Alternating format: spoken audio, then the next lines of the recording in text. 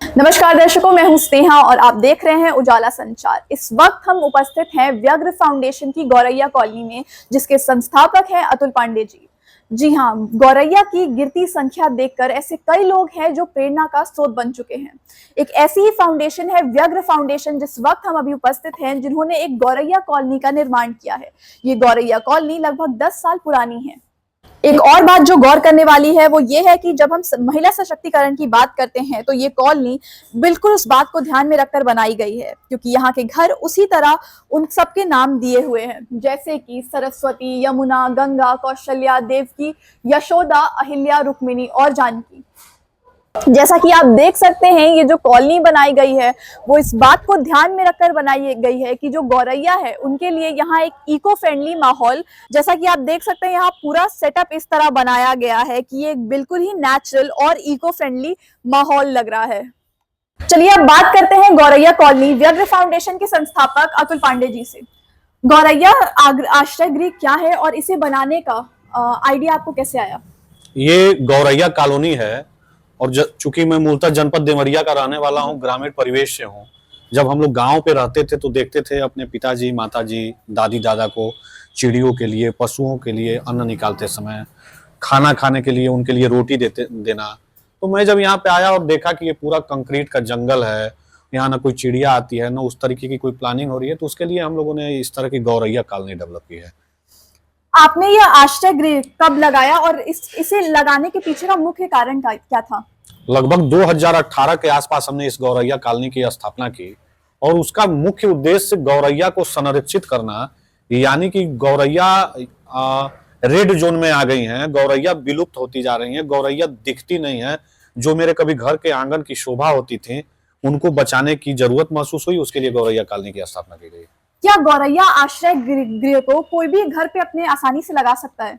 जी हाँ, हम लोग व्यग्र फाउंडेशन के मुहिम से जुड़कर, जहां व्यग्र फाउंडेशन द्वारा निःशुल्क घोंसले दिए जाते हैं, पानी के पात्र दिए जाते हैं, ककुनी और बाजरे दिए जाते हैं जो गौरैया बहुत प्रेम से खाती हैं, उसको अपने घरों की दीवारों पे टांगेंगे और वो व्यग्र फाउंडेशन के सदस्य भी हो जाएंगे और निश्चित उनके यहाँ गौरैया आना भी शुरू हो जाएंगे।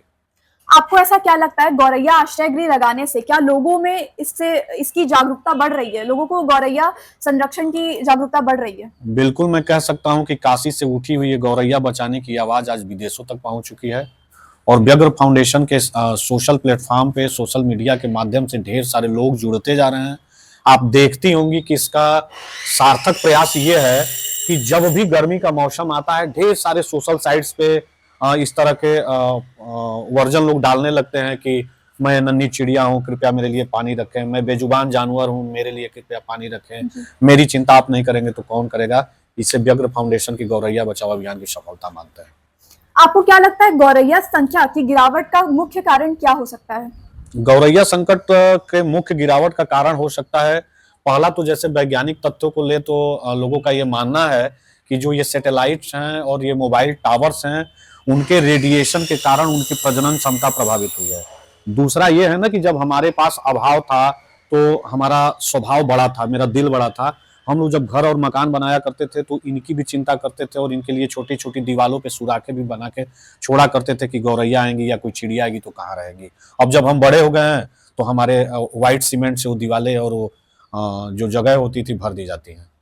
जैसे आपने बताया कि बचपन से पहले हम लोग देखते थे कि गांव में और हर जगह गौरैया या कोई भी जो अन्य चिड़िया होती हैं, उनकी संख्या काफी ज्यादा थी, सब कुछ था। लेकिन अब जैसे बदल रहा है समय, आर्टिफिशियल इंटेलिजेंस का समय आ रहा है और जेनजी जो है आज के, आपको क्या लगता है कि यंगस्टर्स में ये मैसेज कैसे पहुंचाए कि गौरैया संरक्षण में वो आगे आके भागीदार बने और अपने ही घरों में, जैसे कि आपने बताया कि काफी आसानी से हम इसे आश्रय बना सकते हैं, तो आपको क्या लगता है कि यंगस्टर्स को क्या मैसेज देना चाहिए और वो अपने एंड पे क्या ऐसी कर सकते हैं? देखिए, कह सकते हैं कि हमारे इस मुहिम से यंगस्टर्स बहुत सारे जुड़े हुए हैं।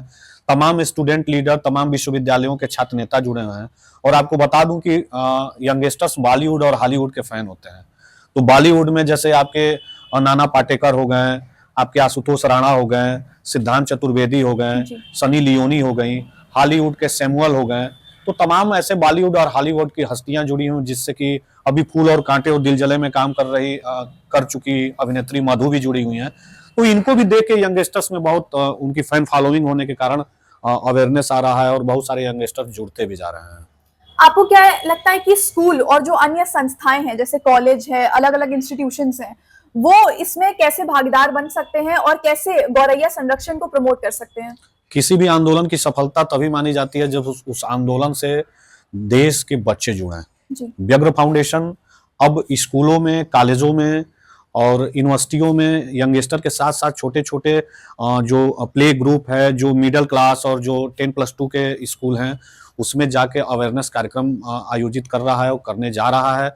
और हम अपने इस आंदोलन से, इस मुहिम से, गौरैया बचाओ मुहिम से बच्चों को जोड़ने के लिए पूरा प्रयासरत है। इस वक्त हमारे साथ जुड़े हैं व्यग्र फाउंडेशन के साथी मनोज जी। तो आइए जानते हैं इनसे कुछ इस फाउंडेशन के बारे में। आप व्यग्र फाउंडेशन के साथ कब से जुड़े हुए हैं और आपका उद्देश्य, आपको क्या लगता है, आप यहाँ के आपको कैसे लग रहा है? मैं व्यग्र फाउंडेशन से लगभग 4 सालों से जुड़ा हुआ हूँ और ये व्यग्र फाउंडेशन से मैं जुड़ा जब मुझे बहुत अच्छा लगा, क्योंकि जब सुबह उठता था तो चिड़िया गौरैया की चहचहाट सुनते थे तो बहुत अच्छा लगता था। अब उठता हूँ तो कुछ अजीब आवाज़ नहीं सुनते, तो मैं भैया जब मिला तो मुझे जाना, भैया ने व्यग्र फाउंडेशन चलाना, मैं जब जुड़ा तो इनसे बहुत अच्छा लगा तो मैं भी जुड़ गया। जुड़ने के बाद देखा अच्छा कार्य होता, फिर कई लोगों को जोड़ा मैंने इसे। घर जाके भैया ने मेरे जो घोंसला होता है ये फ्री में बांटते हैं जी। तो मुझे भी एक दिया, तो मुझे कम से कम 500 लोगों को हम लोग जुड़ के दिए और ये गौरैया हर जगह लगाने का अभियान स्टार्ट किया है। ऐसी और कौन सी चीजें हैं व्यग्र फाउंडेशन की जो आगे आने वाली है? ऐसी और कौन सी अलग अलग मुहिमें हैं? यही मुहिम है कि जितना हो सके व्यग्र फाउंडेशन को आगे बढ़ाया जाए और चलाया जाए और जोड़ा जाए और सबको जागृत किया जाए कि आप लोग जुड़िए और गौरैया बचाइए। और इसके लिए हमारे आने वाली पीढ़ी को जाने की गौरैया होती क्या थी। चिड़िया जानने तो विलुप्त हो जाएगी, तो ऐसे बहुत सारे चिड़िया विलुप्त हो गई और गौरैया आने वाले समय में जब जानेंगे तभी ये चीज को मालूम जाएगा कि गौरैया होती क्या थी, और इसीलिए हम इस चीज को बचाना चाहते हैं। आप बाकी लोगों को ऐसा कौन सा संदेश देना चाहेंगे जो आपके व्यग्र फाउंडेशन से जुड़ा हुआ है? व्यग्र फाउंडेशन से जुड़ने के लिए संदेश ये देना चाहता हूँ कि ये इससे जुड़े और अच्छे से इसको घोंसला लगाएं, हर अपने घर में 2-2, 3-3 लगाएं और ऐसा जहाँ लगाएं कि जहाँ पे ये रह सके, बड़े पक्षी से बच सके और सुरक्षित सके, दाना पानी इसको जो चारा उसको दे अच्छे से। व्यग्र फाउंडेशन के दूसरे साथी सुनील बिन जी जुड़े हैं हमारे साथ। तो सुनील बिन जी, आप व्यग्र फाउंडेशन से कब जुड़े और ऐसी क्या चीज है व्यग्र फाउंडेशन की जो आपको प्रभावित की? व्यग्र फाउंडेशन से जुड़े हुए हम 2020 से जुड़े हुए हैं और प्रभावित होने की संभावना इसलिए थी कि हम लोग के व्यग्र फाउंडेशन के जो संस्थापक है अतुल पांडे जी, उन्होंने अपने शरीर के सारे अंग दान कर दिए और गौरैया बचाओ मुहिम में सुबह से शाम तक घर घर जाके सबको दान, घोंसला और पानी का पात्र ककुनी देने का प्रयास किया और उनके साथ यही देखकर हम लोगों ने व्यग्र फाउंडेशन से जुड़ने का कार्य किया। जैसे कि आपने बताया कि व्यग्र फाउंडेशन घोंसले बांट रहा है, तो अभी तक आप लोग ने कितने घोंसले बांटे हैं और कहां तक ये मुहिम पहुंची है अभी तक? हम लोग व्यग्र फाउंडेशन से जुड़े हुए, जब से जुड़े हैं तब से अभी तक 50,000 से ऊपर घर घर जाकर गौरैया के जो होते हैं घोंसले और पानी के पात्र और ककनी घर घर जाके बांटा गया। आप क्या संदेश देना चाहेंगे लोगों को व्यग्र फाउंडेशन से जुड़ने के लिए?